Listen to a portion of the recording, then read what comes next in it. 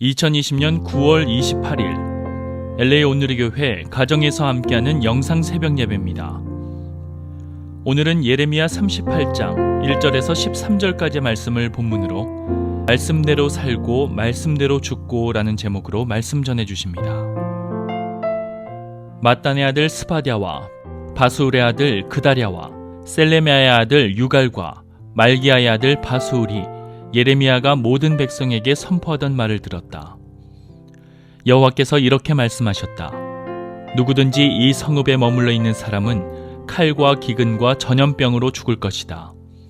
그러나 누구든지 갈대아 사람들에게 나아가는 사람은 살 것이다. 그의 목숨이 그에게 전리품처럼 될 것이다. 그가 살 것이다. 여호와께서 이렇게 말씀하셨다. 이 성읍이 반드시 바벨론 왕의 군대의 손에 넘겨질 것이니 그가 이 성읍을 취할 것이다. 그러자 관료들이 왕에게 말했다. 이 사람을 죽이십시오. 그가 이런 말들을 선포해서 모든 백성의 손과 이 성읍에 남아있는 군사들의 손을 약하게 하고 있습니다. 이 사람이 이 백성의 평안을 추구하지 않고 해를 추구하고 있습니다. 시드기야 왕이 대답했다. 보라, 그가 너희 손안에 있다. 왕은 너희의 뜻에 반대해서 아무것도 할 수 없다. 그러자 그들이 예레미야를 데려다가 경호대 뜰에 있는 왕의 아들 말기야의 웅덩이에 던져 넣었는데 예레미야를 밧줄로 내려놓았다. 그 웅덩이 안에는 물이 없고 진흙만 있었기 때문에 예레미야는 진흙 속에 빠졌다. 그때 왕궁의 내시 에티오피아 사람 에벤멜렉이 예레미야를 웅덩이 속에 넣었다는 소식을 들었다. 왕이 베냐민 성문에 앉아 있을 때 에벤멜렉이 왕궁에서 나와 왕에게 말했다. 내 주 왕이여, 이 사람들이 예언자 예레미야에게 행한 모든 것은 악합니다. 그들이 그를 구덩이에 던져 넣었는데 성읍 안에 더 이상 빵이 없기 때문에 그가 그 안에서 굶어 죽을 것입니다. 그러자 왕이 에티오피아 사람 에벤멜렉에게 명령했다. 너는 여기서 30명을 데리고 가서 예언자 예레미야가 죽기 전에 그를 웅덩이에서 끌어올려내어라. 그러자 에벤멜렉은 사람들을 데리고 왕궁 창고 아래 있는 방으로 가 그곳에서 천조각들과 낡은 옷가지를 꺼내 밧줄에 매달아 웅덩이 안에 있는 예레미야에게 내려주었다. 에티오피아 사람 에벤멜렉이 예레미야에게 말했다. 이 천조각들과 낡은 옷가지를 겨드랑이에 대고 밧줄을 그 아래 두르시오. 예레미야가 그렇게 했다. 그러자 그들이 밧줄로 예레미야를 끌어올려 그를 웅덩이에서 건져냈다. 그리하여 예레미야는 경호대 뜰에 머물렀다. 할렐루야, 함께 찬양하시겠습니다.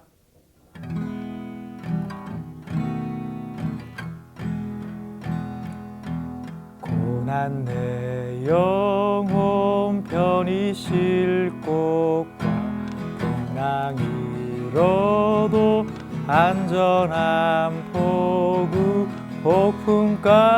폭풍까지도 다스리시는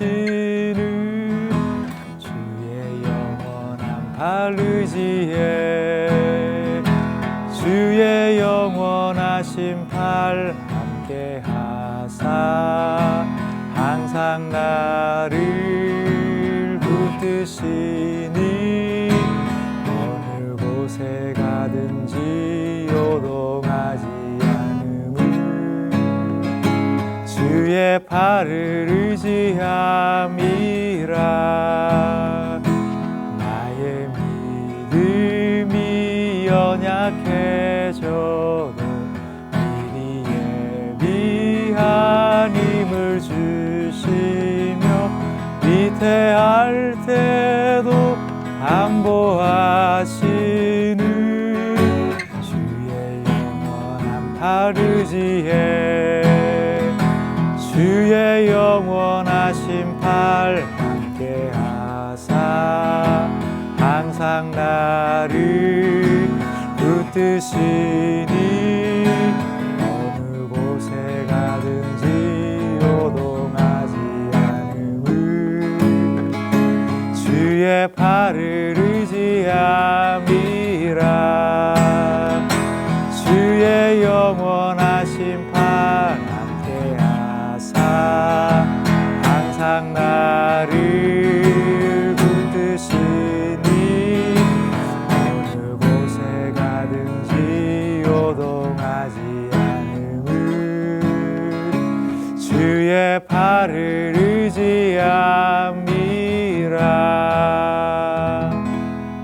아멘. 할렐루야. 9월 28일 월요일입니다. 9월도 마지막 며칠을 남겨놓고 있습니다. 주일을 지나 새롭게 시작하는 이 월요일 아침에 그 어느 때보다 하나님의 크신 은혜가 있기를 예수님 이름으로 축복합니다. 저는 이번 여름에 한국을 다녀오면서 아픔을 좀 느꼈습니다. 한국 사회가 양분되어 있다는 것입니다. 지역으로, 소득으로, 성별로, 정치로 한국 사회가 너무나 많이 나누어져 있었습니다. 똑같은 일인데도 불구하고 진영 논리가 앞서면 사실관계와는 무관하게 편들기가 이루어지는 것을 목격했습니다. 사실은 내 편이라도 잘못하면 야단치고 책임져야 하고 내 편이라도 잘했다면 칭찬해 줄 수 있는 사회가 되지 않아야 되겠습니까? 그런데 반대가 되다 보니 정의가 왜곡되고 진실은 호도되고 무엇보다 저와 같은 중도에 있는 사람들이 많이 상처를 받은 것을 목격했습니다. 오늘 말씀에 보면 바벨론의 침략 앞에서 유대의 지도부는 명분이냐 실리냐 양측으로 나눠져 있습니다. 바벨론과 싸우자는 민족주의자들도 있고 바벨론에 항복하자는 현실주의자들도 있습니다. 이 양쪽이 다 극단주의자들입니다. 이들의 관심은 하나님의 뜻에 있지 않고 오직 자기들의 생각을 관철시키는 데 있습니다. 그 때문에 선지자 예레미야가 희생양으로 삼아집니다. 오늘 이 위기의 시간에 하나님이 선지자 예레미야를 또 이스라엘 백성들을 어떻게 지키시는가 말씀을 통해서 함께 묵상해 보겠습니다.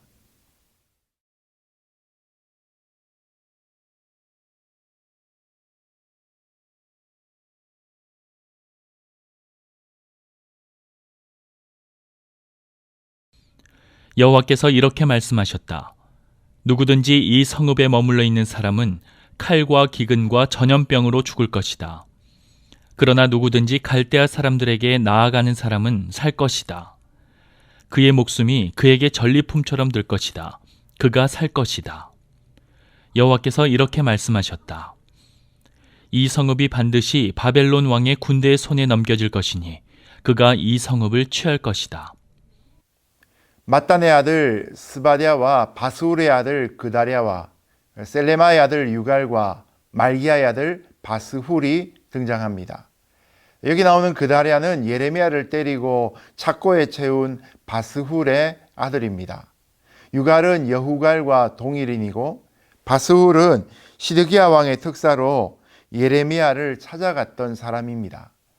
이들은 시드기야의 측근으로 막강한 영향력을 당시에 행사하던 관리들이었습니다. 이들은 한마디로 반바벨론 친애굽파 성향을 가졌습니다. 지금 예루살렘을 공격하고 있는 바벨론에 대해서는 반대하고 남쪽에 있는 이집트에 원군을 요청해야 된다고 믿는 사람들이었던 것이죠.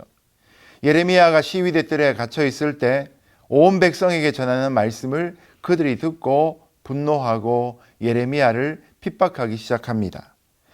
예레미야는 이 도성 안에 머물러 있는 사람들은 칼이나 기근이나 전염병으로 죽을 것인데 바벨론에게 항복하는 사람은 목숨만을 건질 것이다 라고 하나님의 말씀을 대언합니다. 하나님은 이처럼 예레미야를 통해 유다에게 바벨론에게 항복하라는 메시지를 주셨습니다. 여기에는 유다가 죄악된 본성을 버리지 못하고 하나님에게 어긋나고 있기 때문에 하나님은 유다를 바벨론에 잡혀가게 하는 시련을 통해서 그들을 정금같이 빚어내어 새로운 민족으로 변화시키고자 하는 뜻을 갖고 계셨기 때문입니다.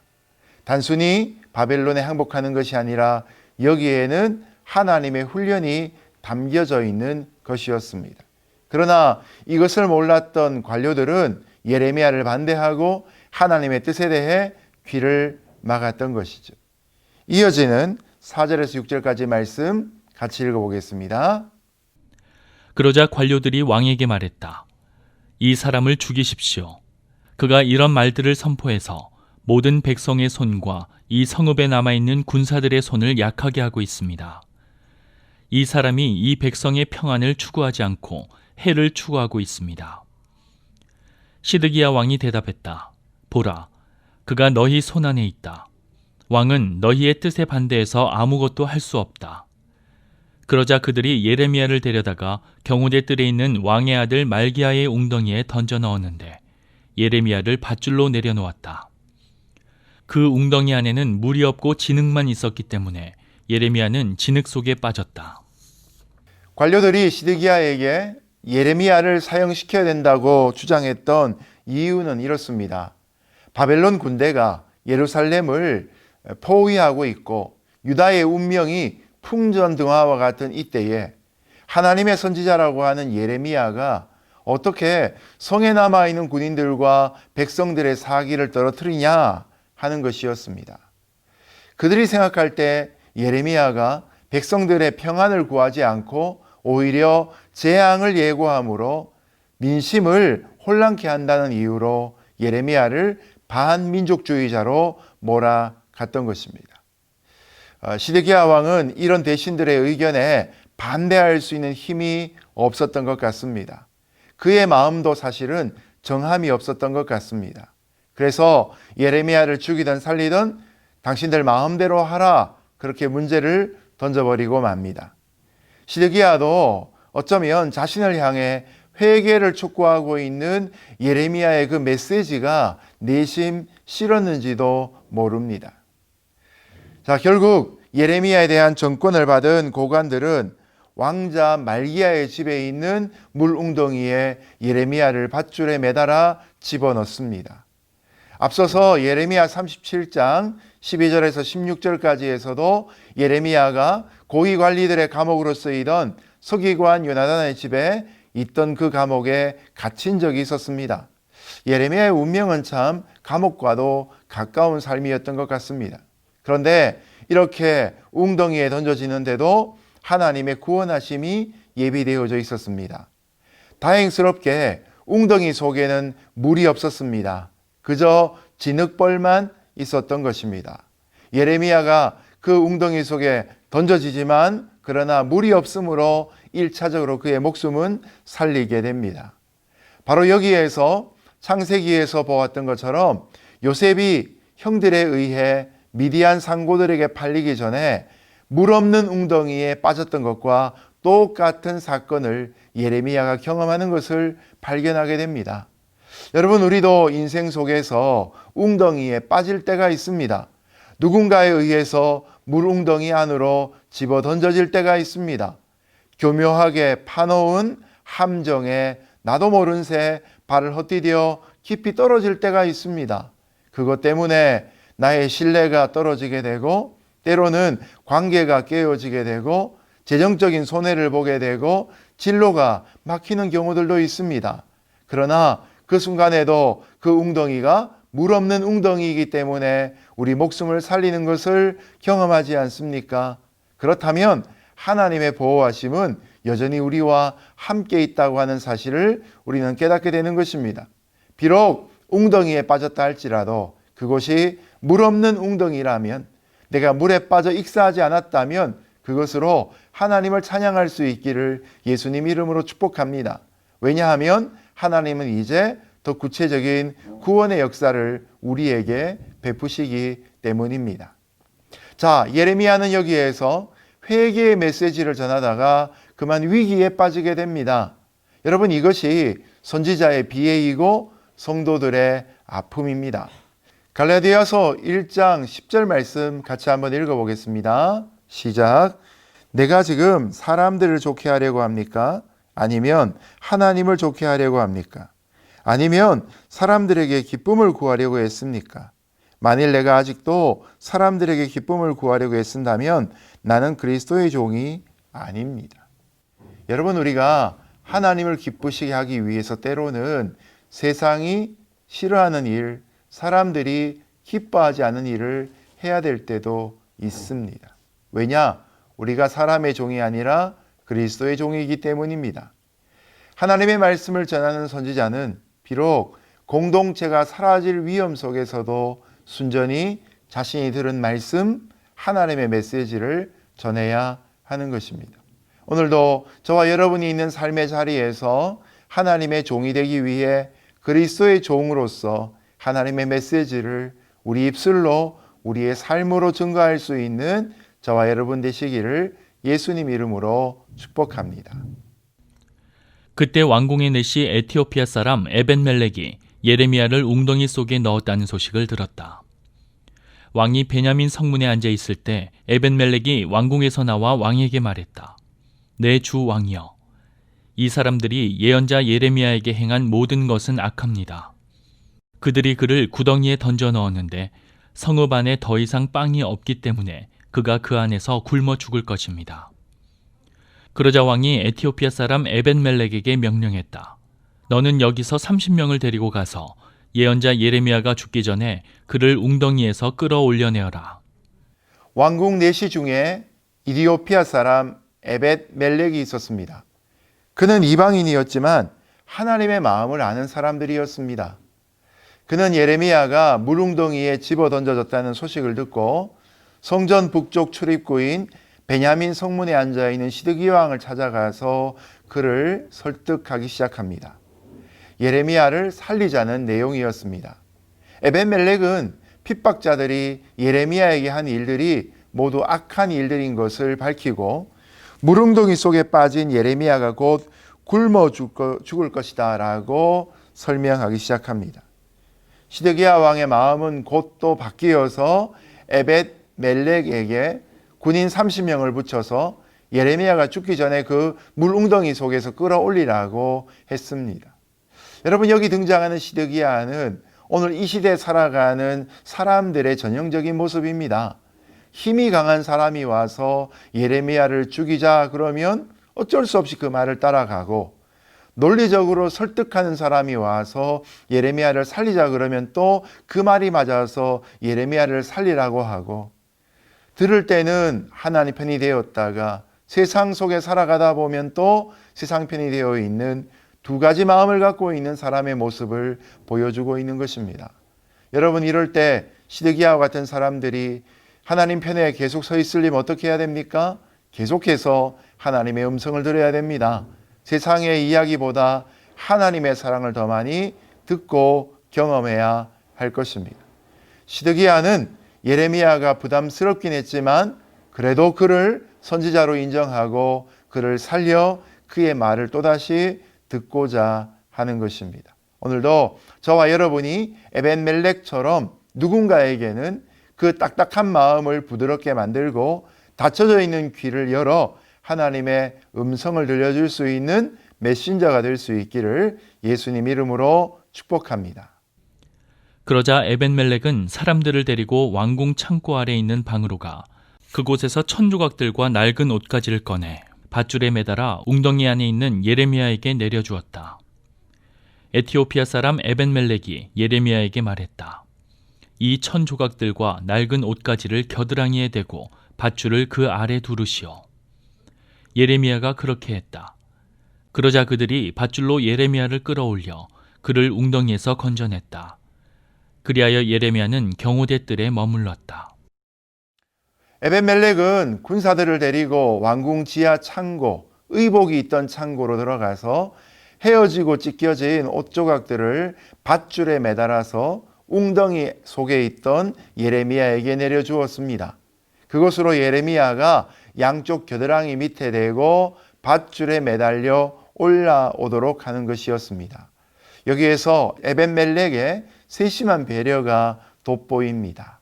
여러분, 사람을 구원할 때 그냥 밧줄 던지고 그를 구원한 사람도 있고 심지어 네가 올라오라 라고 하는 사람들도 있습니다.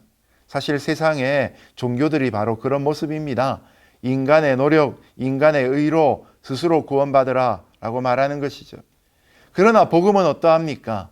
에벤멜렉의 세심한 배려처럼 왕이신 하나님 예수 그리스도께서 친히 그 왕자를 버리시고 우리와 똑같은 죄인의 모습으로 이 땅에 오셔서 아기로 태어나시고 그리고 이 땅에 30년의 인생을 사시고 공생의 3년을 사시면서 우리와 똑같은 모습으로 우리 연약함을 모두 체휼하지 않으셨습니까? 여러분, 복음만큼 자상한 구원의 소식이 어디 있습니까? 바로 에벤멜렉의 세심한 배려 속에서 우리를 향하신 구원의 섬세한 손길을 발견하게 되는 것이죠.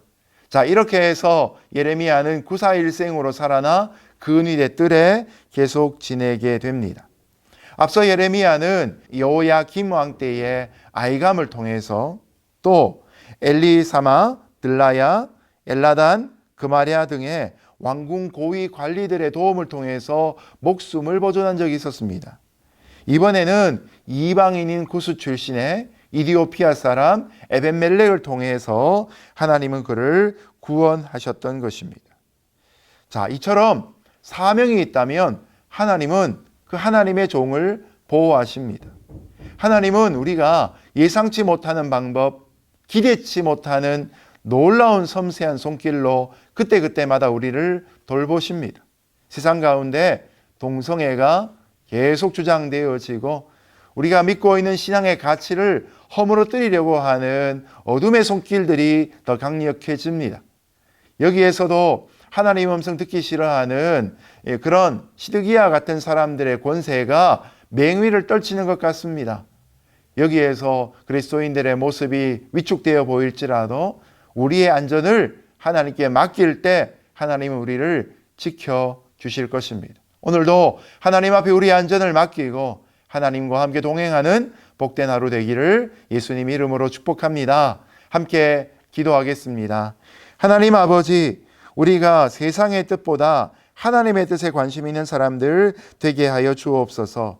하나님의 뜻이라면 싸우기도 하고 하나님의 뜻이라면 항복하기도 하고 무엇이든지 주의 뜻에 순종할 수 있는 귀한 하루 되게 하여 주옵소서. 오늘도 복음을 들어야 될 사람들을 생각하며 주님이 우리에게 그러하셨던 것처럼 세심한 손길로 부드러운 마음으로 이 땅 가운데 하나님의 메신저로 살아가는 귀한 하루 되기를 원합니다. 예수님 이름으로 기도드렸습니다. 아멘.